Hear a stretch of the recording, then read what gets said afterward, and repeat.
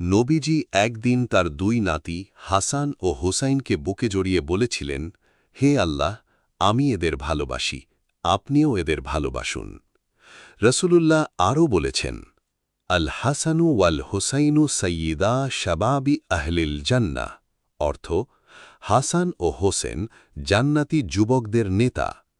কিন্তু ইতিহাসের সবচেয়ে বেদনাদায়ক অধ্যায় অপেক্ষা করছিল তাদের জন্য।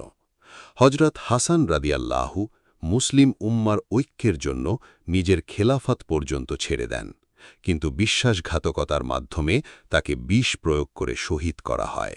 এরপর আসে কারবালার হৃদয় বিদারক ঘটনা। হজরত হোসেন রাদিয়াল্লাহু সত্য ও ন্যায়ের পক্ষে দাঁড়িয়েছিলেন। কারবালার প্রান্তরে তিনি ও তার পরিবার দিনের পর দিন পানিবিহীন অবস্থায় ছিলেন।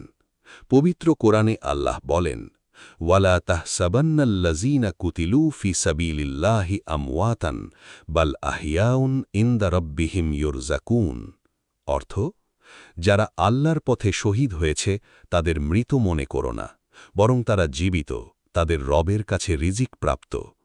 কারবালা আমাদের শেখায়, সত্য কখনো মাথা নত করে না। আহলে বায়েতের প্রতি ভালোবাসা ঈমানের অংশ। আসুন তাদের আদর্শ অনুসরণ করি।